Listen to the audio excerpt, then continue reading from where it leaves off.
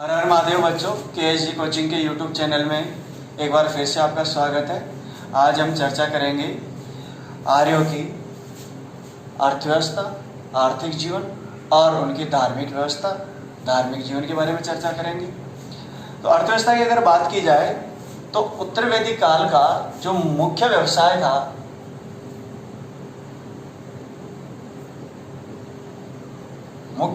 जो उनका था वो अब हो गया कृषि।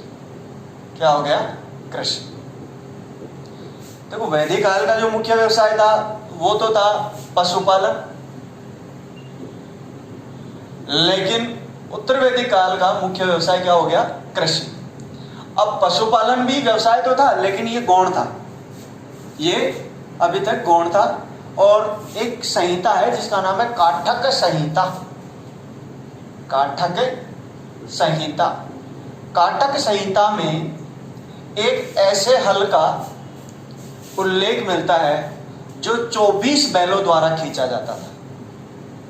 24 बैलों द्वारा खींचे जाने वाले हल का उल्लेख मिलता है। इसका मतलब क्या हुआ? इसका मतलब ये हुआ कि तत्कालीन समाज में, उत्तर वैदिक काल में, जब लोहे की खोज हुई तो बड़े बड़े हलों का निर्माण हुआ, और बड़े बड़े हलों का निर्माण होगा तो उसे जो गहरी जुताई होगी, और गहरी जब जुताई होगी तो उससे अन्न का उत्पादन भी बढ़ेगा। जो हल है, हल जिससे जुताई की जाती है, हल को लांगल कहा जाता है। हल को अगर बात की जाए उत्तर वैदिक काल में, तो उत्तर वैदिक काल में हल को लांगल कहा जाता था। लांगल कहा जाता था। अगर अपन बात करें शतपथ ब्राह्मण की, तो शतपथ ब्राह्मण में एक साहित्य ग्रंथ है, शतपथ ब्राह्मण। शतपथ ब्राह्मण में चारों कृषि की जो चारों विधियां हैं उसका उल्लेख मिलता है। कौन कौन सी चारों विधियां कौन कौन सी है? कटाई, जुताई, मड़ाई और बुआई। इन चारों प्रक्रियाओं का उल्लेख हमारे को कहां पे मिलता है? शतपथ ब्राह्मण में मिलता है। तो इसका मतलब ये हुआ कि तत्कालीन समाज में, यानी उत्तर वैदिक काल में, कृषि के ऊपर जो मुख्य रूप से फोकस किया गया वो किसके ऊपर हो गया? कृषि के ऊपर हो गया। और एक और उल्लेख हमारे को मिलता है कृषि का, बहुत अच्छा सा। कृषि की जो बीमारियां हैं, जैसे आज भी एक बीमारी होती है जिसे कहते हैं टिड्डी दल। टिड्डी दल जो कि कृषि के लिए एक बहुत बड़ा अभिशाप माना जाता है। टिड्डियां जो आती हैं तो पूरी की पूरी फसल को नष्ट कर देती हैं। तो अगर बात की जाए अथर्ववेद की, तो अथर्ववेद में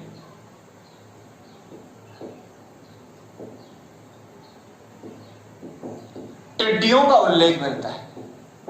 टिड्डियों का उल्लेख मिलता है। देखो, आप ये सभी चीजें अगर मैंने जब ये चारों वेद बताए थे, यजुर्वेद, ऋग्वेद, सामवेद वगैरह, तो वहां भी अगर मैं ये चीज ना भी बताता तो आप बता सकते थे। क्यों? क्योंकि अथर्ववेद किससे संबंधित है? जादू, टोने, टोटके, बीमारियां, औषधि, कृषि। ये मैंने बार बार बताया था कि इन चीजों को समझ लो आप। तो जाहिर सी बात है, जो रोग, उस रोगों का निवारण, निदान, मारण मंत्र, ये सभी चीजें अथर्ववेद में है।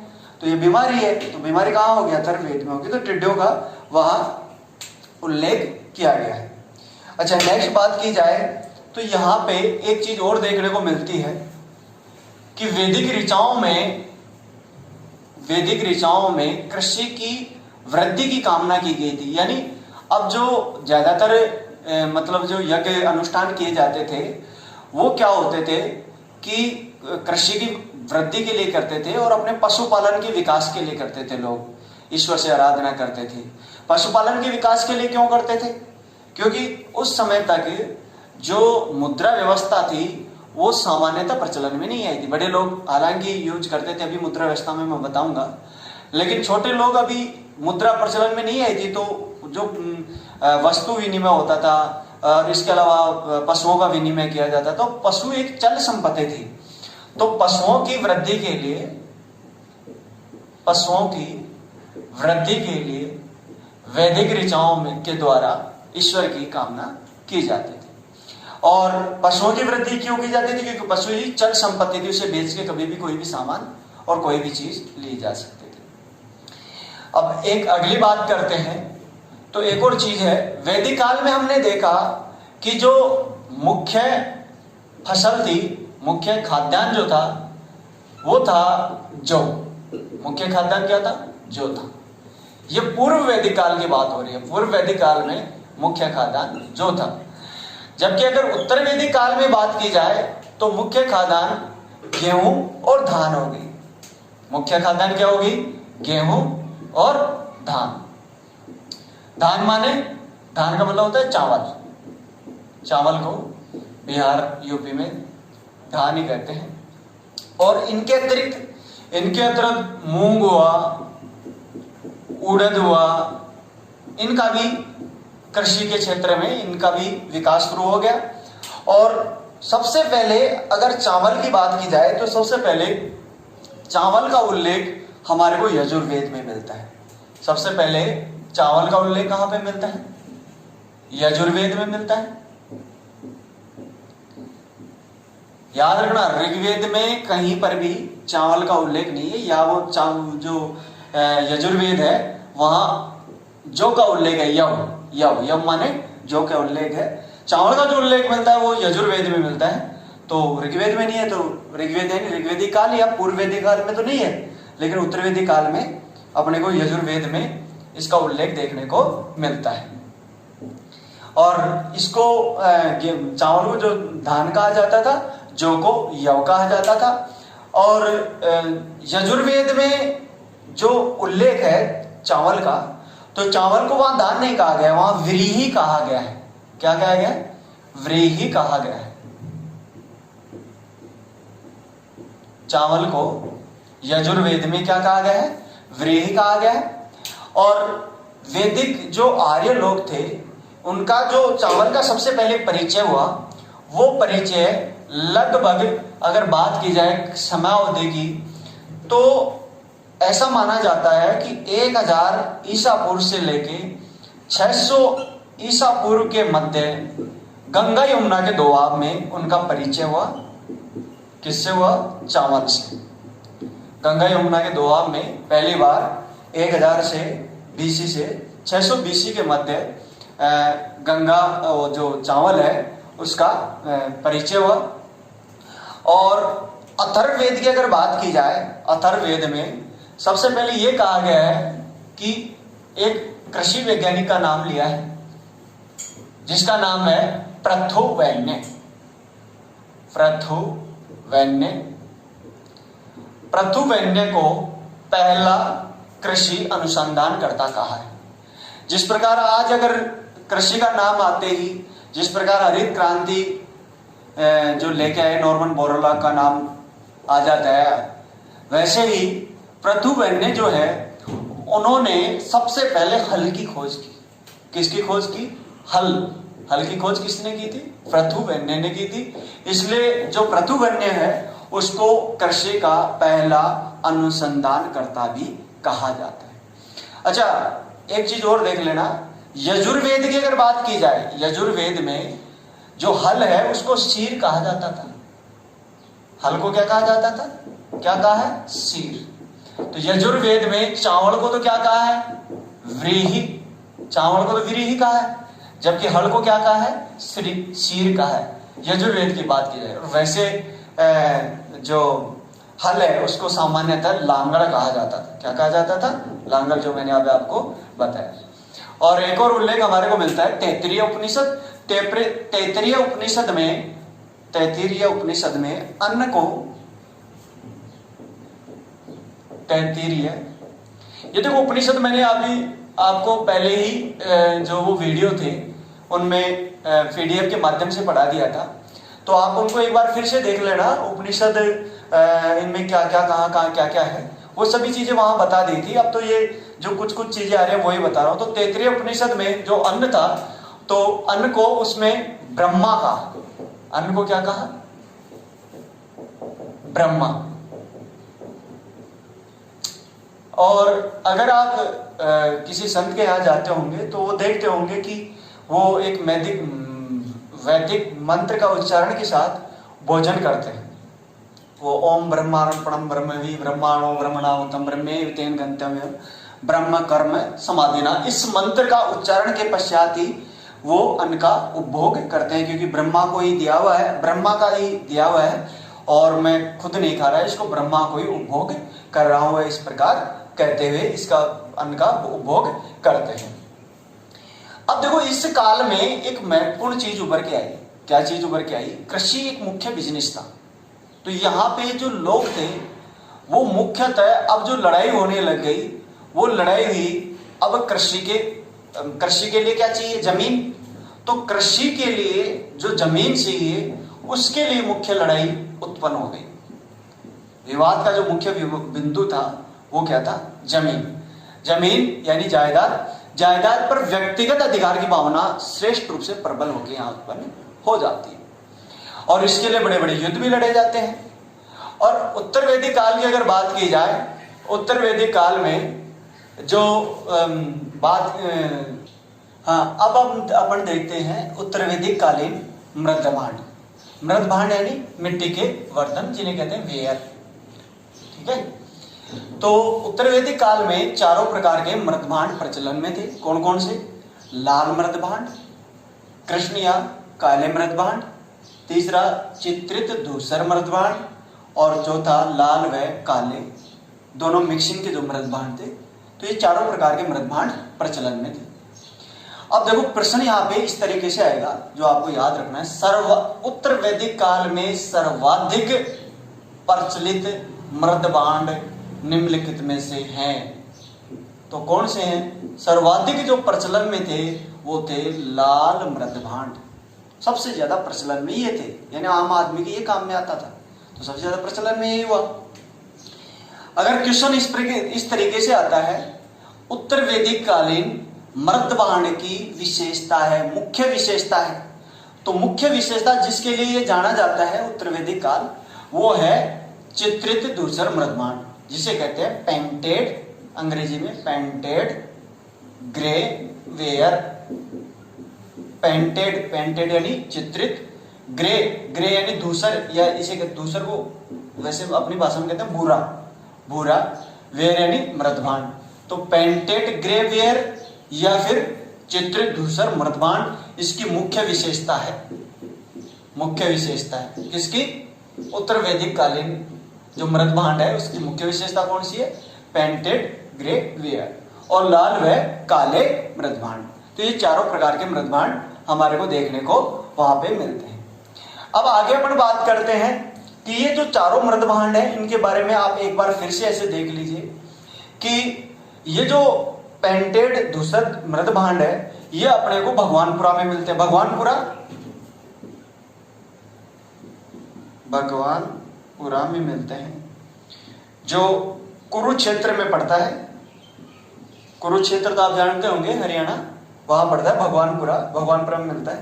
देखो उत्तर वैदिक कालीन जो ये जितने भी अवशेष मिल रहे हैं अपने को, ये साहित्यिक स्रोत भी है और पुरातात्विक अवशेष भी है। साहित्यिक स्रोत तो अथर्ववेद, यजुर्वेद, सामवेद वगैरह वगैरह ये जो भी बता रहा हूँ, और इनके अलावा मैं जो भी बात कर रहा हूँ ये कहीं ना कहीं अवशेष मिले हैं। और उत्तर वैदिक काल में लगभग 700 स्थानों पर अपन ने खोज कर लिए। 700 स्थान खोजे गए हैं अब तक। तो वहां पे क्या क्या मिला है उसके आधार पे ये सभी चीजें बताई जा रही। भारत में अगर बात की जाए तो भारत में मृदभांडों की अगर बात की जाए तो ये चारों प्रकार के मृदभांड मिलते हैं। ये मुख्य विशेषता किस किस की है आप इसको एक बार जरूर देख लो। मुख्य ये तो ऐसे कैसे स्क्रीनशॉट ले रहे हैं, उत्तर वैदिक काल की व्यवस्था है। और वैसे अगर बात की जाए पूरे भारतीय समाज की बात की जाए तो वहां पे मृदभांडों की क्या विशेषताएं थी, कौन से टाइम में कौन सा मृदभांड ज्यादा प्रचलन में था, तो वो आप एक बार फिर से देख सकते हो। पहले लाल मृदभांड की बात की जाए तो ये सिंधु घाटी सभ्यता की प्रमुख विशेषता थी। सिंधु घाटी सभ्यता, यहां पे लाल मृदभांड भी आ सकते हैं और गेरुआ मृदभांड भी आ सकता है, ये दोनों एक ही हैं, लाल मृदभांड या गेरुआ मृदभांड। दूसरा आता है कृष्ण या काले मृदभांड। तो ये जो मृदभांड है ये ऋग्वैदिक काल की या ऋग्वेदिक काल को क्या कहते हैं? पूर्व वैदिक काल की प्रमुख विशेषता है, पूर्व वैदिक काल की पहचान मानी जाती है। और अगर चित्रित धूसर मृदभांड का आ जाए तो याद रखना, इसमें लिखना है उत्तर वैदिक काल की प्रमुख विशेषता है, उत्तर वैदिक काल, उत्तर वैदिक काल की प्रमुख विशेषता है। और लास्ट बता है लाल और काले मृदभांड। तो लाल और काले मृदभांड की अगर बात आ जाए तो ये मौर्य काल की प्रमुख विशेषता है। इसको भी आप एक बार स्क्रीनशॉट ले सकते हो, स्क्रीनशॉट ले लीजिए इसका। अब देखते हैं, अब यहां पे बात करते हैं कि धातुओं की। तो धातुओं की अगर बात की जाए तो जो मुख्य धातु जो यहां पे आ गई, तो मुख्य धातु यहां पे आ जाती है लोहा। मुख्य धातु क्या आ जाती है? लोहा। इससे पहले जो धातु चल रही थी वो कौन सी चल रही थी? तांबा। और तांबा से जो पहले जो चल रही थी वो कौन सी चल रही थी? कांसा। कांस्ययुगीन सभ्यता कौन सी है? सिंधु घाटी सभ्यता। सिंधु घाटी सभ्यता के बाद में पूर्व वैदिक काल तांबा, और तांबा के बाद में लोहा। तो ये मुख्य धातु के रूप में कौन सी आ जाती है उभर के? लोहा उभर के आ जाता है। और लोहे का उपनाम था श्याम अयस। श्याम अयस इसको कहा जाता है। श्याम तो आप समझते हो, काला अयस्यायन धातु। तो लोहे को मुख्यतः श्याम अयस भी कहा जाता था। अब लोहे के प्रयोग ने क्या किया कि जो आर्थिक गतिविधियां थी उसके पूरे संचार को ही बदल दिया। लोहे से बड़े बड़े उपकरणों का निर्माण हुआ और कृषि के बड़े बड़े हलों का निर्माण हुआ। इसके अतिरिक्त जो शिल्पी वर्ग था, शिल्पी वर्ग में भी चेंजेस यहाँ पे देखने को अपने को मिल जाता है। देखो यहां जो मुख्य शिल्पी वर्ग हो गया वो लोहार, रथकार, ये प्रमुख शिल्पी वर्ग हो गया। लोहार का अब जाहिर सी बात है यहाँ लोहे का उत्पत्ति हो गई तो लोहार एक वर्ग उत्पन्न हो जाता है जो शिल्पी वर्ग से ही था। और इसने आर्थिक गतिविधियों में एकदम क्रांतिकारी परिवर्तन लाया। क्या लाया? इससे क्या हुआ? लोहारों ने बड़ी बड़ी कुल्हाड़ियों का सृजन किया और बड़ी बड़ी कुल्हाड़ियों से वनों को साफ किया गया और वनों को काटा गया तो वहां पे किसका निर्माण हुआ? बड़े बड़े खेतों का निर्माण हुआ, जमीन निकल के आ गई। तो इस प्रकार कृषि के लिए मतलब जमीन की वृद्धि, जो अपना खेत है, खेतों की जब वृद्धि होगी तो उत्पादन में वृद्धि होगी, और जब उत्पादन में वृद्धि होगी तो अवशेष बढ़ेगा, कृषि अवशेष बढ़ेगा, और कृषि अवशेष जब बढ़ा तो कृषि अवशेष को बेचने के लिए बाजार, बड़े बड़े बाजारों का निर्माण होगा, और जब बड़े बड़े बाजारों का निर्माण होगा तो व्यापार उन्नति पे आएगा, और जब व्यापार उन्नति पे आएगा तो पूंजी का उत्पादन बढ़ेगा, और पूंजी का जब उत्पादन बढ़ेगा तो फिर यहाँ पे इस तरीके से सर्कुलेशन अर्थव्यवस्था में चलता जाएगा और धीरे धीरे अर्थव्यवस्था ऊंचाई की तरफ जाने लग जाएगी। तो ये जो लोहा धातु था इसने सारा क्रांतिकारी परिवर्तन यहाँ पे लाया था, और इस प्रकार ये दूसरी नगरीय क्रांति की उत्पत्ति हुई। देखो पूंजी बढ़ेगी तो नगर तो उत्पन्न हो जाएंगे ना, तो दूसरी नगरीय क्रांति, इसको आप याद रख लेना, ये सीधा क्वेश्चन आ सकता है। दूसरी नगरीय क्रांति की उत्पत्ति, दूसरी नगरीय क्रांति, देखो मैंने आपको पहले कहा पहली नगरीय जो क्रांति थी वो थी सिंधु घाटी सभ्यता। कौन सी थी? सिंधु घाटी सभ्यता। इसके बाद में जो अपनी ऋग्वेदिक काल आता है वो ग्रामीण संस्कृति थी, ग्रामीण संस्कृति थी, नगरीय संस्कृति नहीं थी। नगरीय जो संस्कृति थी वो थी उत्तर वैदिक काल, और उत्तर वैदिक काल दूसरी नगरीय क्रांति थी। पहली जो नगरीय क्रांति थी यहां पे वो आपको देखने को मिल चुकी थी। अब अगर बात की जाए तो शिल्प व्यापार का भी उत्तर वैदिक काल में मुख्यतः विकास हुआ, मुख्य विकास इसी का हुआ, और इसका उल्लेख हमारे को ब्राह्मण साहित्यों में और कुछ ऋचाओं में मिलता है। जैसे पुरुष मेद में हमारे को शिल्पी का उल्लेख हमारे को मिलता है। शिल्पी मुख्य वर्ग यहाँ पे बढ़ के उभर जाता है। और व्यापारिक जो श्रेणियां होती थी, व्यापारिक श्रेणी, उसके प्रधान को श्रेष्ठी कहा जाता था। उसके प्रधान को क्या कहा जाता था? श्रेष्ठी। याद रखना, ये क्वेश्चन पूछ लिया है एक बार, श्रेष्ठी किसे कहा जाता है। और श्रेष्ठी का अगर सर्वप्रथम उल्लेख की बात की जाए तो ये हमारे को ऐत्रेय ब्राह्मण में मिलता है। ऐत्रेय ब्राह्मण में सबसे पहले श्रेष्ठी का उल्लेख मिलता है। और शतपथ ब्राह्मण में मैंने आपको कल भी बताया था कि जो व्यापारी होता था उसको अन्यस्त बलिकृत कहा जाता है, यानी जो दूसरे को कर देता है वो कहा जाता था अन्यस्त बलिकृत। ये मैंने कल भी आपको लिखा दिया था, ये लिखने की लिखने का आपको जरूरत नहीं है। ये व्यापारिक वर्ग को ही कहा जाता था क्योंकि वो दूसरे को हमेशा टैक्स यही देता था। और शतपथ ब्राह्मण में ही अगर बात की जाए, शतपथ ब्राह्मण में महाजनी प्रथा का उल्लेख मिलता है। महाजनी प्रथा का उल्लेख अपने को देखने को मिलता है। अब जो सूदखोर होते थे, जो महाजन जो बहुत ज्यादा ब्याज लेते थे, उसे कहते थे सूदखोर। सूदखोर के लिए एक भाषा यूज में ली गई है। सूदखोर को उत्तर वैदिक काल में कुशीदन कहा जाता था। क्या कहा जाता था? कुशीदन। तो याद रखना, कुशीदन किसे कहा जाता था? सूदखोर को कहा जाता था। और इसके अलावा इस काल में जो तांबा और लोहा जो था, उसके अतिरिक्त सोना हुआ, चांदी हुआ, अन्य धातुओं का उपयोग भी यहाँ पे अपने को देखने को मिलता है। अब अथर्ववेद में चांदी का उल्लेख किया गया है। अथर्ववेद में किसका उल्लेख किया गया है? चांदी का उल्लेख। यह तो याद रखना, चांदी जो है वो सक्रिय धातु है, तो इसका काफी ज्यादा टोन टोटका में काफी प्रयोग रहा है। तो यहाँ पे अपने को अथर्ववेद में चांदी का उल्लेख भी मिलता है। नेक्स्ट अगर बात की जाए कि इस जमाने में माप की इकाइयां क्या थी, तोल की इकाइयां क्या थी, तो उनके बारे में भी अपन थोड़ा सा चर्चा कर लेते हैं। तो इस काल में माप की 4 प्रमुख इकाइयां थी। माप की 4 प्रमुख इकाइयां थी। और माप में जो ये इकाइयां थी वो निष्क,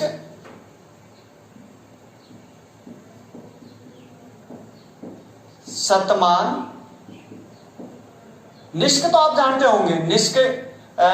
निष्क जो वैदिक काल में मैंने आपको बताया था कि एक प्रकार का गले का आभूषण होता था।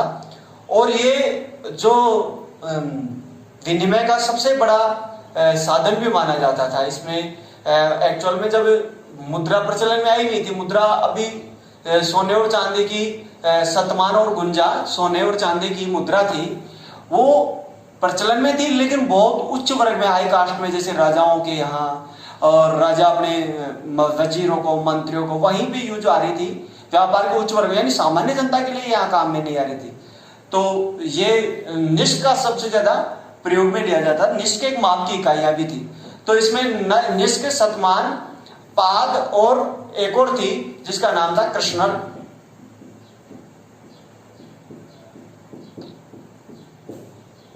निष्क, शतमान, पाद और कृष्णल, ये माप की 4 प्रमुख इकाइयां थी।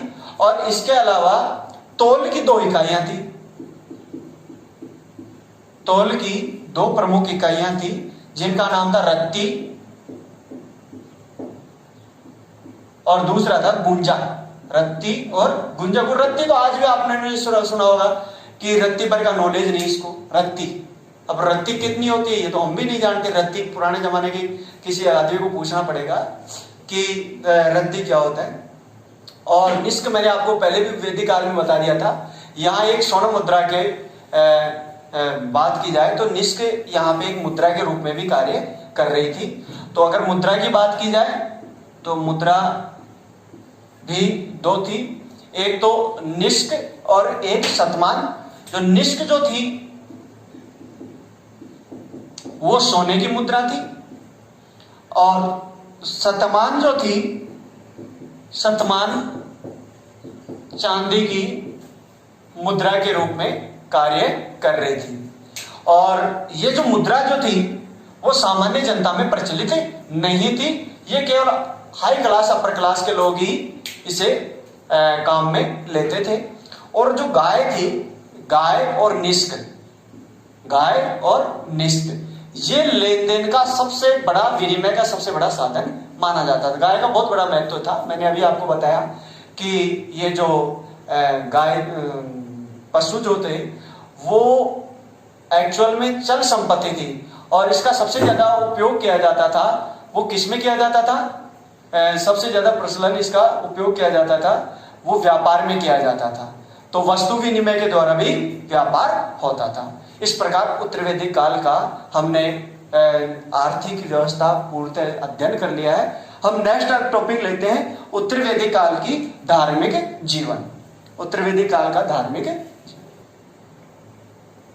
अब अगर बात की जाए उत्तर वैदिक काल की धार्मिक व्यवस्था की, तो यहाँ पे एक चीज निकल के आ गई कि यहाँ पे पुरोहित वर्ग का आधिपत्य बढ़ गया।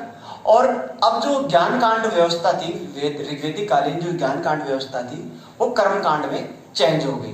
कर्म कांड का मतलब क्या हुआ कि यहाँ यज्ञ अनुष्ठान ये जटिल हो गए और पुरोहितों का महत्व बढ़ गया। अब देखो, दरअसल रामशरण शर्मा इतिहासकार लिखते हैं कि कुल 16 पुरोहित जो थे, 16 प्रकार के पुरोहित थे। पुरोहितों के कितने प्रकार थे? 16 प्रकार के पुरोहित थे।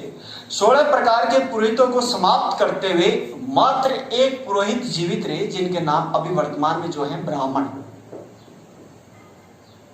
अब यहां से ब्राह्मण निकल के आ जाते हैं और वो सभी जो पुरोहित थे उनको समाप्त कर देते हैं। अब एक ही पुरोहित वर्ग रहा जो ब्राह्मण। अब ब्रह्मा की व्याख्या करने वाला एक ही वर्ग था जिसका नाम था ब्राह्मण। अब यहाँ पे ब्राह्मण की बात आ जाती है। दूसरा एक और देवताओं का और कॉन्सेप्ट देख लो। देवताओं की अगर बात की जाए तो ऋग्वेद काल में 2 प्रमुख देवताएं थे। कौन कौन से थे? इंद्र और अग्नि। इंद्र और अग्नि।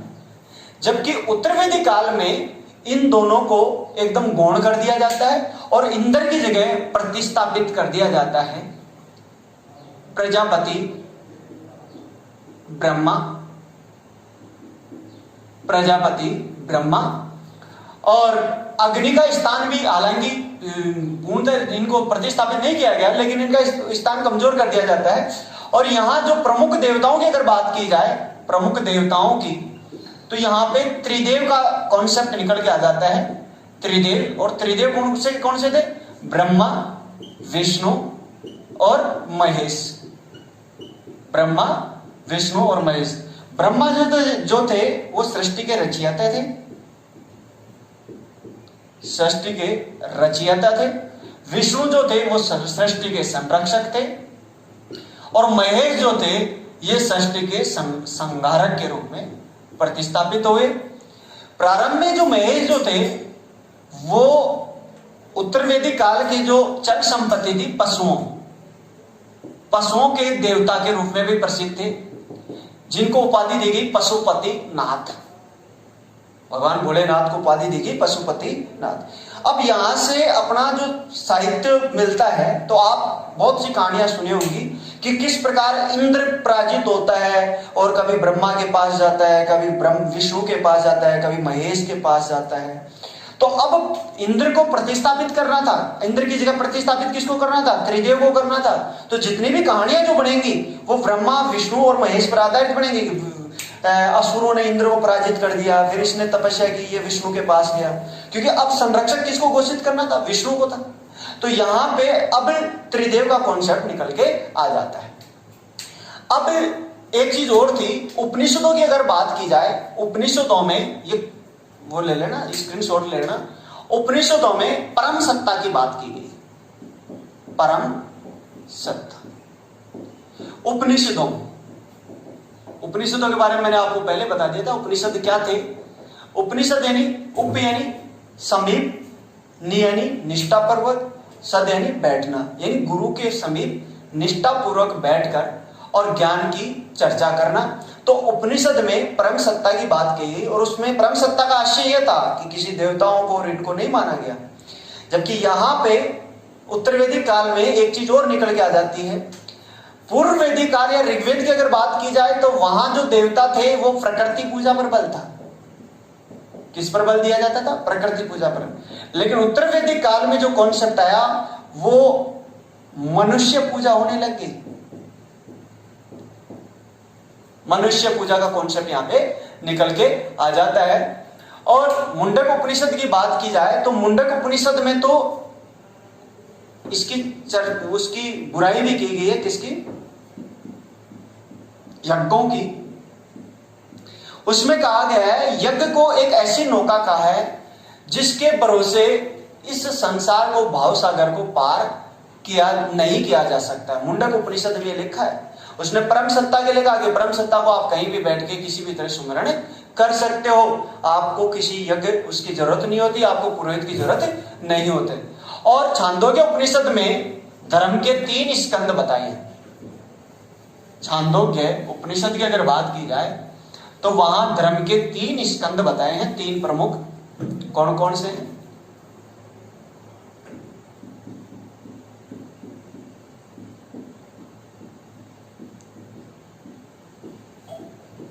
छांदोग्य उपनिषद में यज्ञ, अध्ययन और दान, यज्ञ, अध्ययन और दान को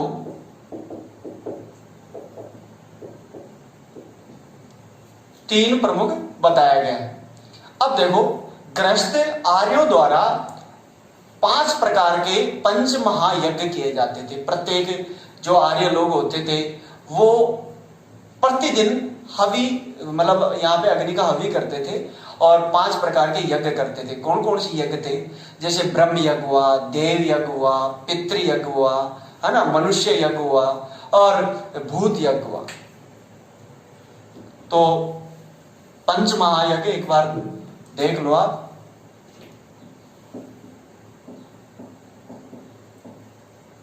हालांकि मैंने पीडीएफ में ये पहले ही लिखा दिया था।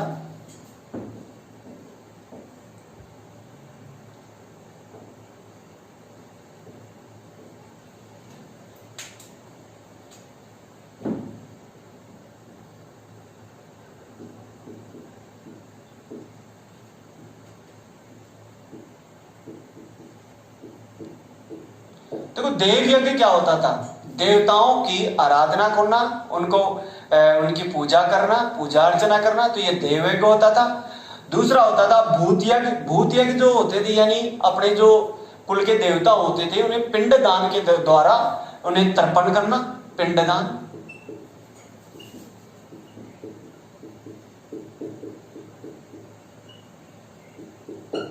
देव यज्ञ में मूल रूप से देवताओं की आराधना की जाती थी, आराधना और पूजा की जाती थी। मनुष्य यज्ञ में आतिथ्य सत्कार किया जाता था। आतिथ्य सत्कार ये बहुत बड़ी चीज थी। यहां तक कि अगर आतिथ्य सत्कार की बात की जाए तो मैंने आपको पहले भी बता दिया था कि अतिथि के लिए जो उत्तर वैदिक काल के जो आदमी थे वो अपनी गाय की हत्या कर देते, उसका गाय का मांस खिलाते थे। अपनी सबसे प्रिय जो पशु था उसकी भी बलि दे दी जाती थी। तो ये जो मनुष्य यज्ञ था ये बड़ा इंपॉर्टेंट था। तीसरा था ब्रह्म यज्ञ। ये ब्रह्म यज्ञ पहले नंबर पे आ जाता है। ब्रह्म यज्ञ क्या था?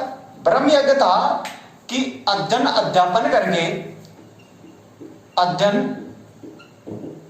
अध्यापन करके और सृष्टि के रचयिता के बारे में जानना और इसके अतिरिक्त ये इस ज्ञान को आगे की तरफ बढ़ाते रहना, ये देव यज्ञ था।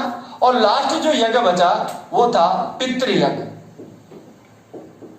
पितृयज्ञ और पितृयज्ञ में जो था वो मुख्य रूप से अपने जो पूर्वज हैं उन पूर्वजों को एक प्रति श्रद्धा प्रकट के लिए किया जाता था।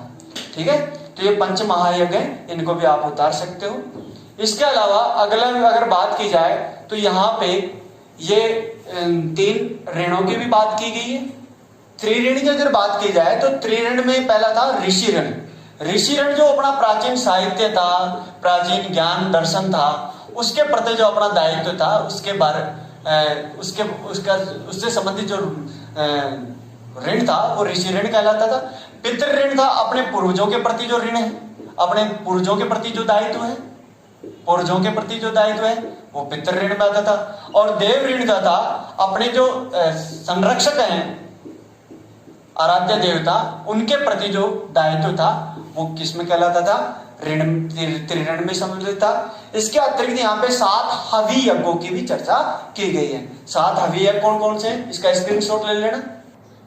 अगर बात की जाए 7 हवि यज्ञ, 7 पाक यज्ञ और 7 सोम यज्ञ, तो ये तीनों चीजों का उल्लेख भी हमारे को उत्तर वैदिक काल में ही देखने को मिलता है। तो देखो ये इतने यज्ञ क्यों थे, इसका बेसिक रीजन क्या था? बेसिक रीजन ये था ताकि पुरोहित का कर्मकांड पर बल मिले और उसको ज्यादा से ज्यादा यज्ञ के द्वारा प्राप्ति हो। आप इस चीज से अंदाजा लगा सकते हैं कि एक पुरोहित ब्राह्मण अर्थात ब्राह्मण जो राष्ट्रीय यज्ञ कराता था तो वो लगभग 2,40,000 गायें उसके बदले में लिया करता था। 2,40,000, ये तो सिर्फ गायें हैं। इसके अतिरिक्त भी सोने, जवाहरात और कई दासियां और कई कपड़े वगैरह ये भी लिया करता था।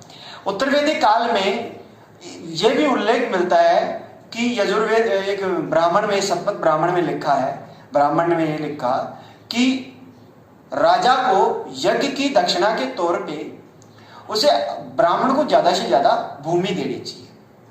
अब भूमि के द्वारा ब्राह्मण वर्ग शक्तिशाली होने लग गया।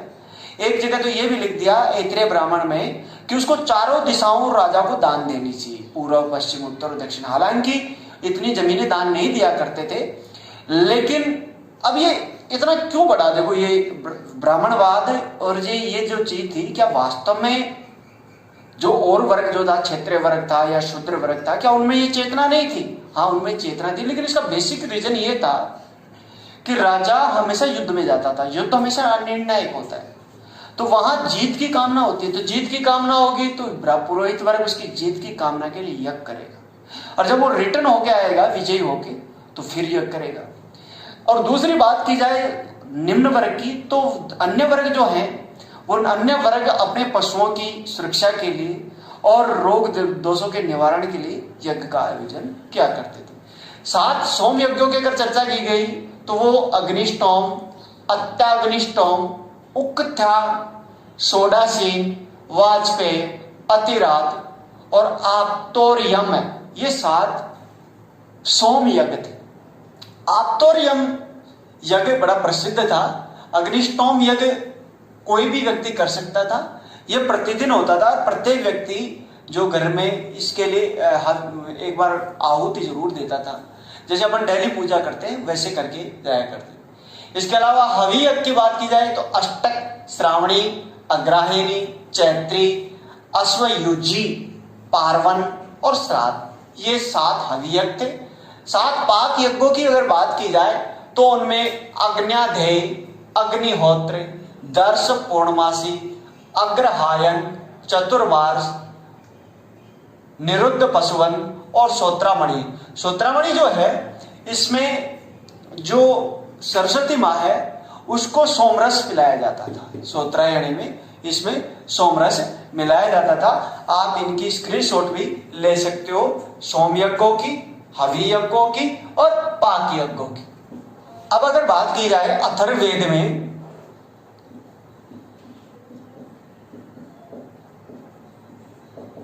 तो अथर्ववेद में परीक्षित को, जो देवता परीक्षित की हमने वैदिक काल में बात की थी, उसको मृत्यु लोक का देवता कहा है। परीक्षित को क्या कहा है? मृत्यु लोक का देवता कहा गया है। और इसके अलावा छांदोग्य उपनिषद में, छांदोग्य उपनिषद की अगर बात की जाए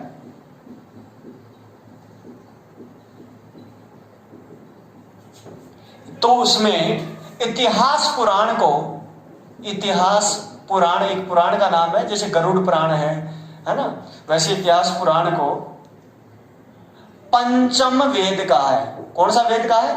पांचवा वेद का है। 4 वेद तो है, ऋग्वेद, यजुर्वेद, सामवेद और अथर्ववेद। उसके अलावा पांचवा वेद किसको कहा है? इतिहास पुराण को कहा है। और ऐत्रेय ब्राह्मण की अगर बात की जाए, ऐत्रेय ब्राह्मण में यह कहा गया है कि जो अपने चारों वर्ण हैं, तीनों वर्ण है, चौथा वर्ण तो उसका जनेऊ का उपयोग करता ही नहीं, तो तीनों वर्णों में उसमें कहा कि ब्राह्मण को सूत का, ब्राह्मण को सूत का जो होता है ना यज्ञोपवीत, उसका प्रयोग करना चाहिए। क्षत्रिय को सन का, क्षत्रिय वर्ग को किसका प्रयोग करना चाहिए? सन का। और वैश्य जो होता है उसको ऊन का यज्ञोपवीत या जिसे कहते हैं अपने जनेऊ, उनका यज्ञोपवीत धारण करना चाहिए, ऐत्रेय ब्राह्मण में लिखा है। अब वैश्य शब्द का सर्वप्रथम जो प्रयोग हुआ है, वैश्य शब्द वो वासनेयी संहिता में हुआ है। वासनेयी संहिता, अगर आपने पिछला वीडियो अगर आपने देखा होगा तो वासनेयी संहिता किसे कहते हैं ये आपको पता होगा, और मैं उम्मीद करता हूं कि आप वहीं से देखें। वासनेयी संहिता किसे कहते हैं? शुक्ल यजुर्वेद को, जिसको वास्तविक यजुर्वेद भी माना जाता है, उसे वासनेयी संहिता कहते हैं। तो वहां पे ही वैश्य शब्द पहले। और पुनर्जन्म का सिद्धांत की अगर बात की जाए,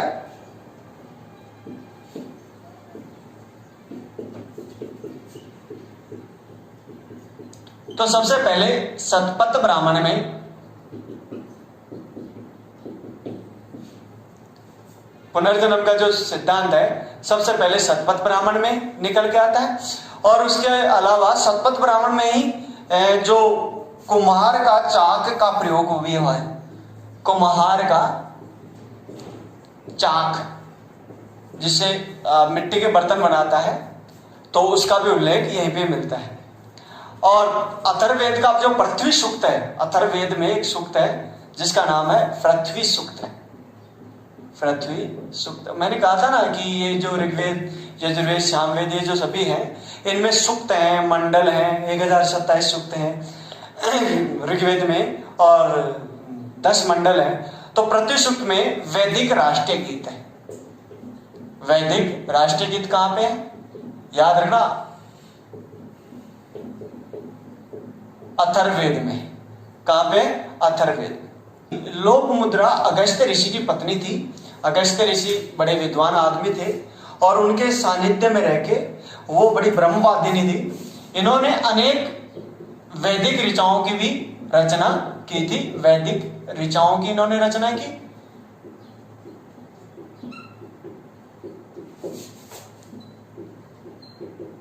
और इसी के ऊपर 1995 में यूपीएससी प्रीलिम्स में क्वेश्चन पूछा गया, वह ब्रह्मवादिनी महिला कौन सी थी जिसने अनेक वैदिक ऋचाओं की रचना की। और उसमें 4 ऑप्शन दिया। 2 तो आपको देखने नहीं थे, सिर्फ 2 ही जो कंफ्यूज करने वाले थे वो दो ही थे, बाकी और तो 2 तो सीधे देख के आप हटा सकते हो। एक ऑप्शन ए था लोपमुद्रा, ऑप्शन बी था गार्गी, ऑप्शन सी था सावित्री, और ऑप्शन डी था लीलावती। तो सावित्री और लीलावती तो आपको देख देख काट देना था। अब कंफ्यूजन वाली चीज थोड़ी सी ये थी कि लोपमुद्रा और गार्गी में कौन सा आएगा, तो यहां पे ऑप्शन कौन सा सही था? लोपमुद्रा। इसके आगे अपन बात करते हैं सुनैशेप की कथा की बात की जाए तो सुनैशेप की कथा अपने को ऐत्रेय ब्राह्मण में मिलती है। सुनैशेप की कथा आपने सुनी होगी, कहां मिलती है? ऐत्रेय ब्राह्मण में सुनैशेप की कथा मिलती है। यह भी आपको याद रखना है, बड़ा इंपॉर्टेंट है।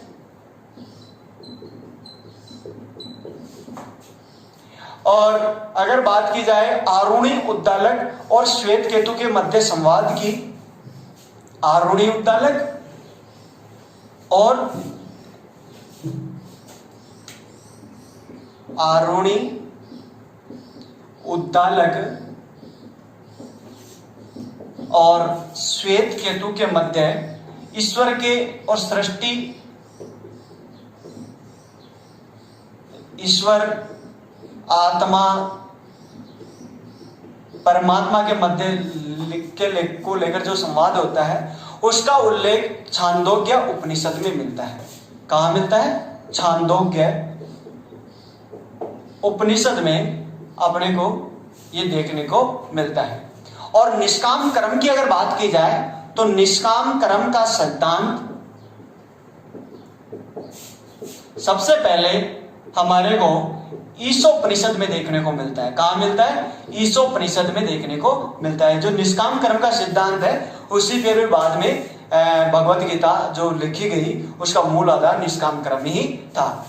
अब बात की जाए याज्ञवल्क्य के, तो याज्ञवल्क्य की दो पत्नियां थी, एक का नाम था मैत्रेयी और दूसरे का नाम था कात्यायनी। याज्ञवल्क्य जिसकी दो पत्नियां थी, मैत्रेयी, दूसरा नाम था कात्यायनी। मैत्रेयी जो थी उन्होंने याज्ञवल्क्य से ज्ञान दान लिया और कात्यायनी ने याज्ञवल्क्य की संपत्ति अपने पास रखी, क्योंकि याज्ञवल्क्य ने कहा कि आप एक मेरे से कोई सी भी ज्ञान दान ले सकते हो और दूसरी मेरी भौतिक संपत्ति ले सकती हो। तो मैत्रेयी ने संपत्ति की जगह ज्ञान को महत्व दिया। और इससे पहले उपनिषद में मैंने आपको पहले ही बता दिया, बृहदारण्य उपनिषद है वो सबसे बड़ी उपनिषद है। और इसके जो बृहदारण्य उपनिषद जो है,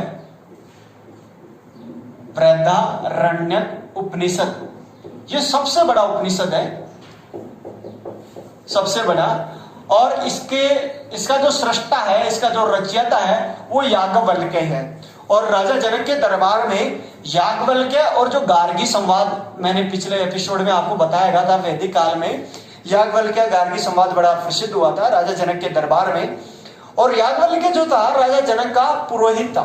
राजा जनक का सीता के जो पिता थे राजा जनक, उसका पुरोहित था।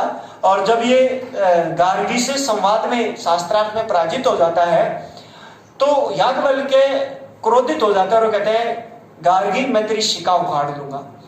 तो इस प्रकार का ये। अब श्वेताश्वर उपनिषद की अगर बात की जाए तो उसमें रुद्र प्रमुख देवता के रूप में उभर कर आता है। श्वेताश्वर उपनिषद की अगर बात की जाए तो देवता कौन उभर के आते हैं? श्वेताश्वर उपनिषद, इसमें रुद्र माने भगवान शिव की बात हो रही है। तो प्रमुख देवता उभर के आते हैं और ये इसी को समर्पित है।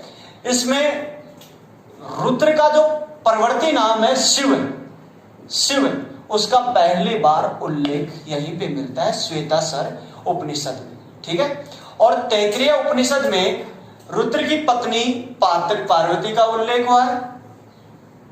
रुद्र की पत्नी पार्वती, रुद्र की पत्नी पार्वती का उपनिषद प्रयोग यहां पे उल्लेख हुआ है। जबकि उमा शब्द का उपयोग केन उपनिषद में हुआ है। उमा शब्द, उमा जो रुद्र की पत्नी पार्वती है उसी का पर्यायवाची है, वो कहां पे हुआ है? केन उपनिषद में हुआ है। इसका मतलब आप इस बात को समझ सकते हो कि सबसे पहले ऋग्वेद लिखा गया। ऋग्वेद के बाद में तीनों वेद लिखे जाते हैं, यजुर्वेद, सामवेद और अथर्ववेद। वेदों के बाद में ब्राह्मण साहित्य लिखा जाता है। ब्राह्मण साहित्य के बाद में उपनिषद वगैरह लिखे। उपनिषद तो सबसे लास्ट में लिखे जा रहे हैं, यहाँ पे इनका उल्लेख आ रहा है। इससे आप ये बात समझ सकते हो कि ये जो देवताएं हैं, अपने जो वर्तमान देवता हैं, वो उत्तर वैदिक काल के अंतिम स्टेज पे जाके निकल के आते हैं।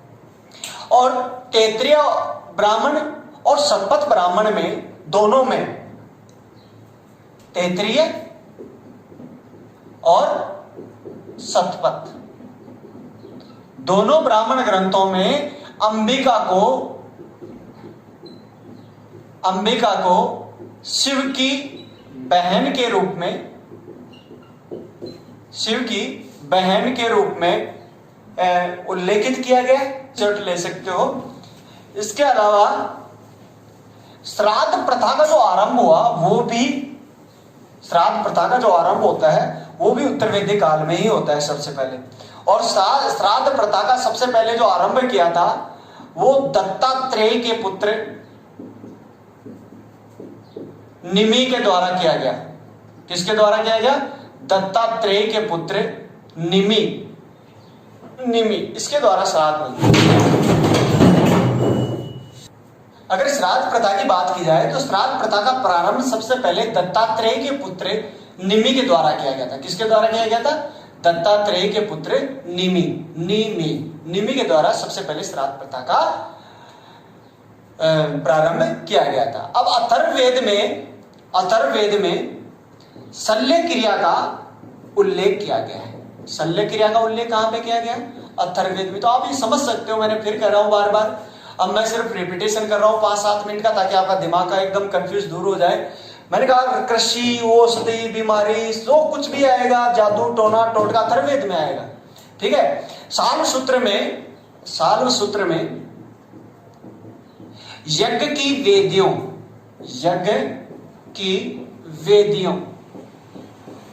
की जो वेदियां बनाई जाती हैं उसकी जानकारी मिलती है। और याद रखना, साल्व सूत्र जो है वैदिक गणित का सबसे बड़ा सूत्र है।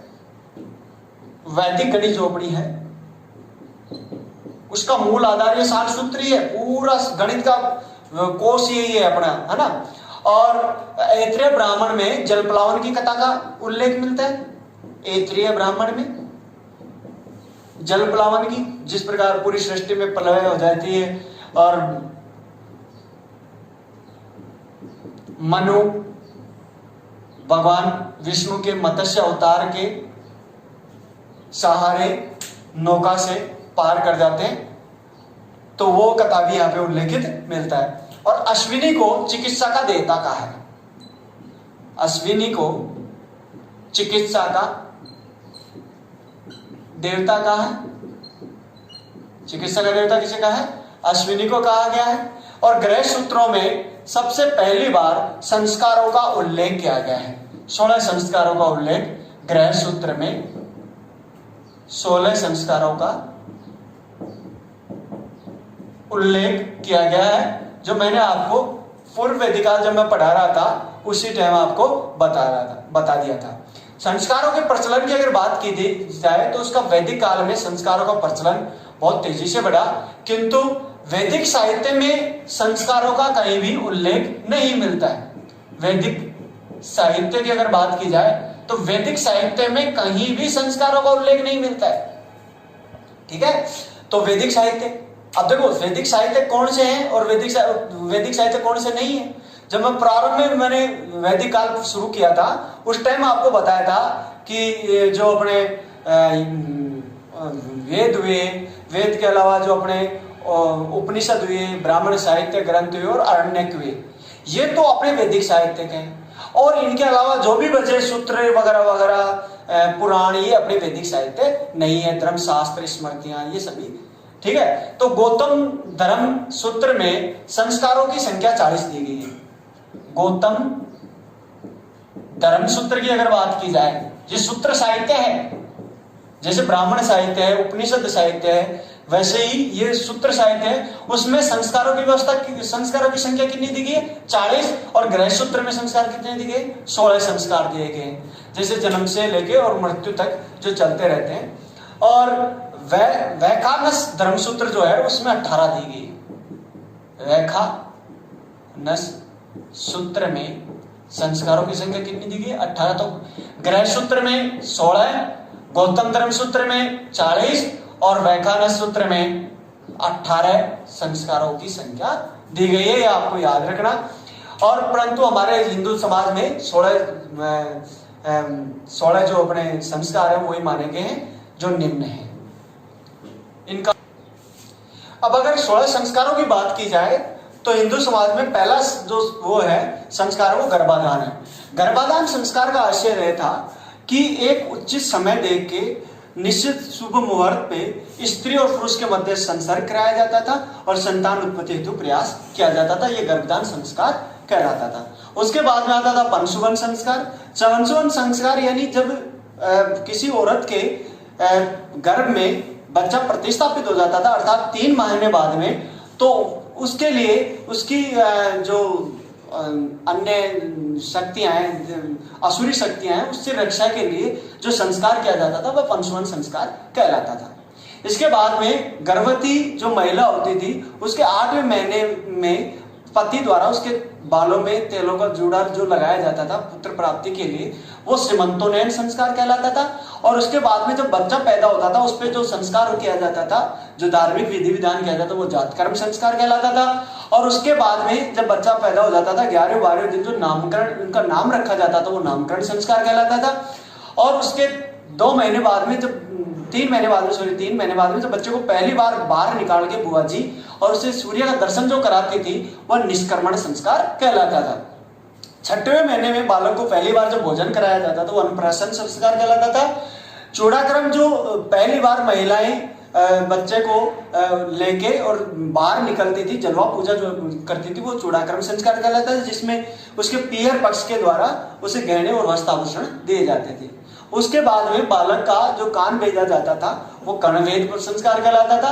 और बच्चे को फॉर्मल शिक्षा, जो इनफॉर्मल जो शिक्षा दी जाती थी अनौपचारिक परिवार में, वो विद्यारंभ संस्कार कहलाता था।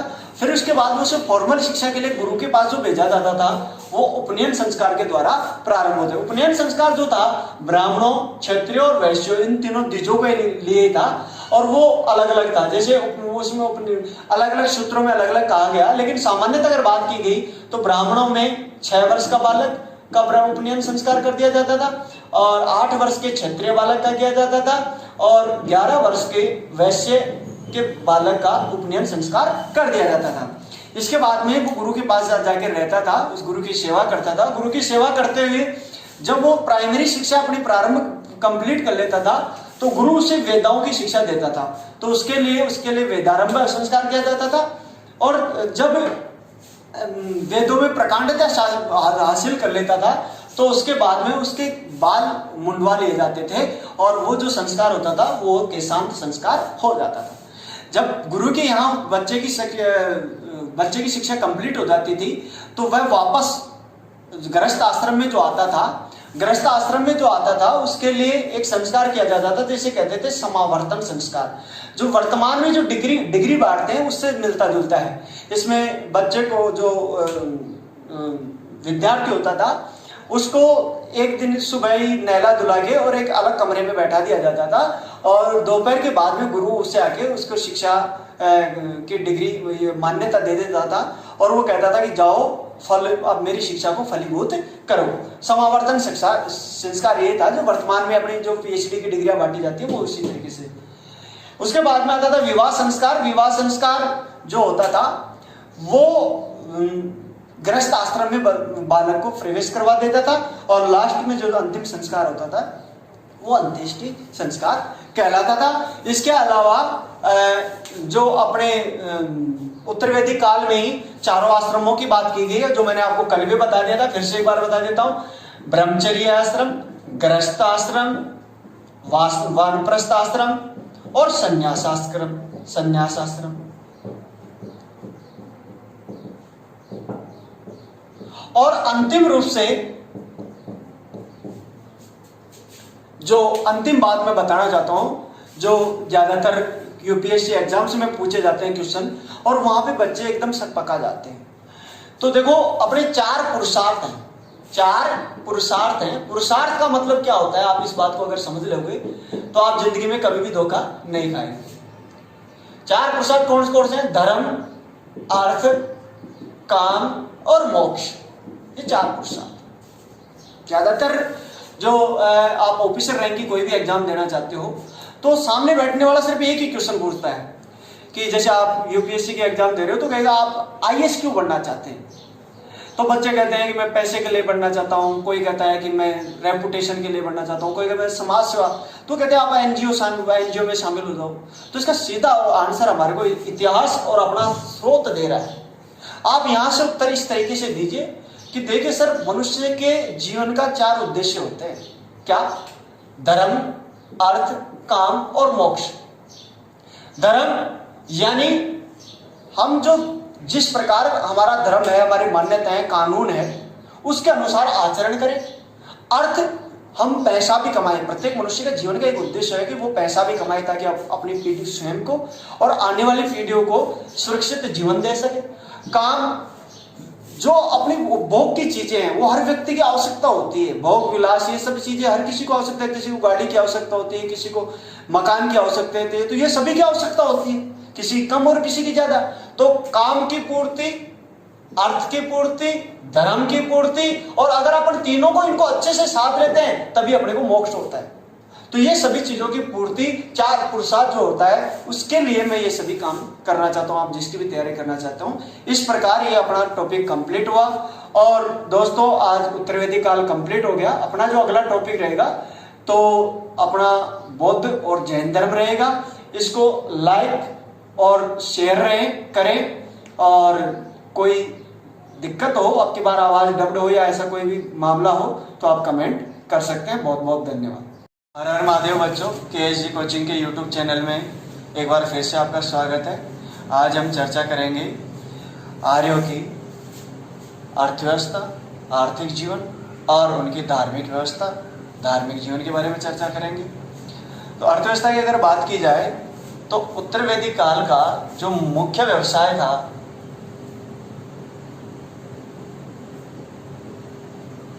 मुख्य व्यवसाय जो उनका था वो अब हो गया कृषि। क्या हो गया? कृषि। देखो, वैदिक काल का जो मुख्य व्यवसाय था वो तो था पशुपालन, लेकिन उत्तर वैदिक काल का मुख्य व्यवसाय क्या हो गया? कृषि। अब पशुपालन भी व्यवसाय तो था, लेकिन ये गौण था, ये अभी तक गौण था। और एक संहिता है जिसका नाम है काठक संहिता। काठक संहिता। काठक संहिता में एक ऐसे हल का उल्लेख मिलता है जो 24 बैलों द्वारा खींचा जाता था। 24 बैलों द्वारा खींचे जाने वाले हल का उल्लेख मिलता है। इसका मतलब क्या हुआ? इसका मतलब ये हुआ कि तत्कालीन समाज में, उत्तर वैदिक काल में, जब लोहे की खोज हुई तो बड़े बड़े हलों का निर्माण हुआ। और बड़े बड़े हलों का निर्माण होगा तो उसे जो गहरी जुताई होगी, और गहरी जब जुताई होगी तो उससे अन्न का उत्पादन भी बढ़ेगा। जो हल है, हल जिससे जुताई की जाती है, हल को लांगल कहा जाता है। हल को अगर बात की जाए उत्तर वैदिक काल में, तो उत्तर वैदिक काल में हल को लांगल कहा जाता था।